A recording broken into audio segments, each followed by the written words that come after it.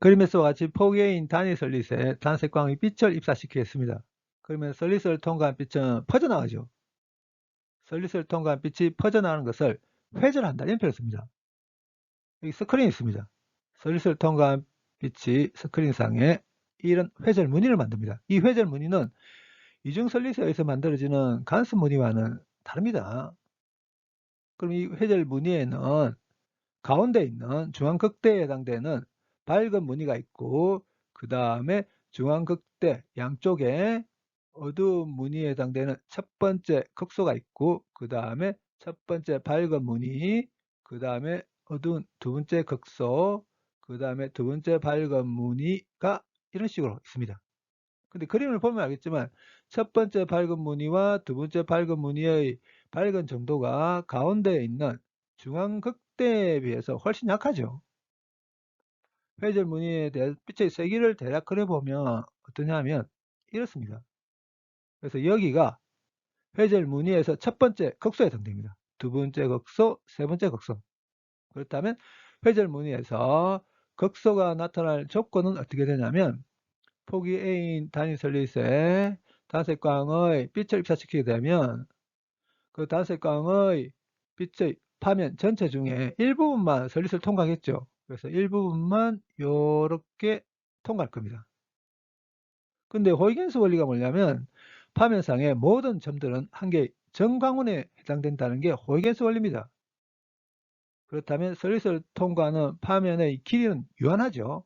그렇지만 이 파면상에 무수히 많은 점, 그러니까 무수히 많은 정광원을 선택하는 게 가능합니다. 그렇지만 길이가 유한하기 때문에 시작과 끝은 있을 겁니다.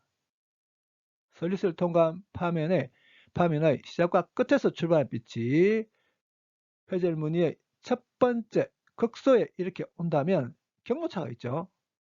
그래서 회절 무늬에서 첫 번째 극소가 나타날 조건이 어떻게 되냐면 설릿을 통과하는 파면의 시작과 끝에서 출발한 빛의 경로차가 딱 한 파장이 될 경우가 회절 무늬에 있어서 첫 번째 극소 조건에 해당됩니다. 그럼 이렇게 되게 되면 어떤 일이 생기냐면 설릿을 통과한 파면에 무수히 많은 무수히 많은 정광원을 선택하는 게 가능합니다. 그런데 그 무수히 많은 정광원들 중에 2분의 A만큼 떨어져 있는 두 개의 정광원을 선택했다고 했습니다.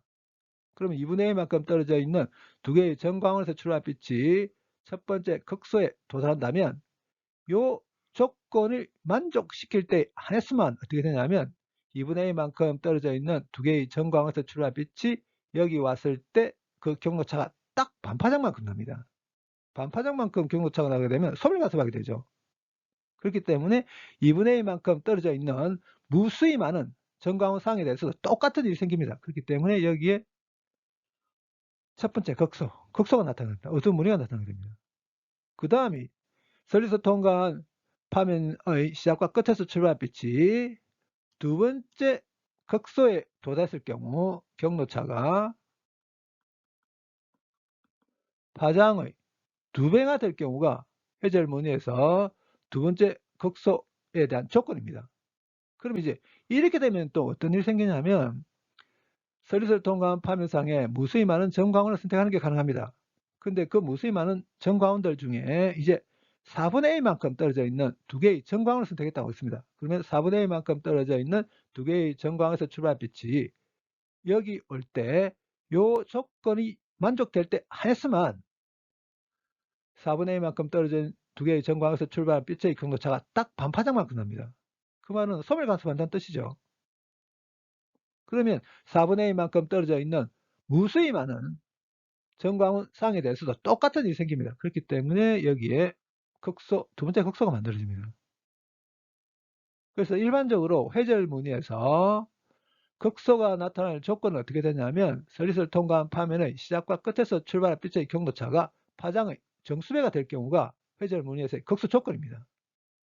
근데 그림에 보게 되면 이 L과 설릿의 폭 A가 그렇게 크게 차이가 나는 것 같지 않게 그려져 있지만 실제 실험할 때는 어떻게 하냐면 이 L을 A에 비해서 훨씬 길게 삽니다.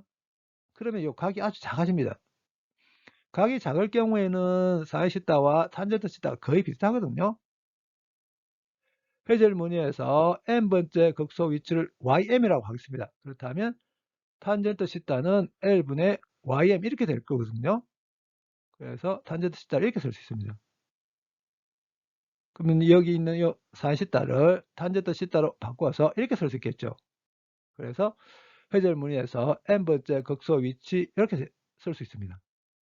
근데 알고 있는 정보가 뭐냐면 스크린상에 만들어져 있는 회절 무늬에서 중앙 극대 폭이 8.1mm인 걸 알고 있다고 하겠습니다. 그렇다면 설리스로부터 스크린까지 거리부터 정해보도록 하겠습니다. 근데 중앙 극대의 폭은 이 길이거든요. 근데 여기가 어디냐 하면 회절 무늬에서 첫 번째 극소 위치입니다. y1, y1입니다.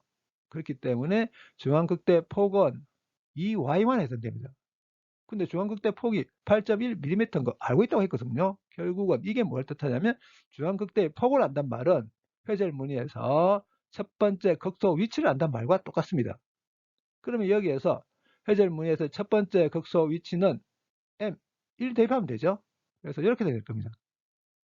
이거 알고 있고 설리스의 폭 알고 있고 파장 540나노미터거든요. 그러면 설리스로부터 스크린까지 거리 L은 이렇게 될 겁니다. 그래서 알고 있는 값들 다 대입해서 설리스로부터 스크린까지 거리를 구해보게 되면 1.5m 나오게 됩니다. 앞에서 이야기했듯이 요 L이 A에 비해서 훨씬 길죠.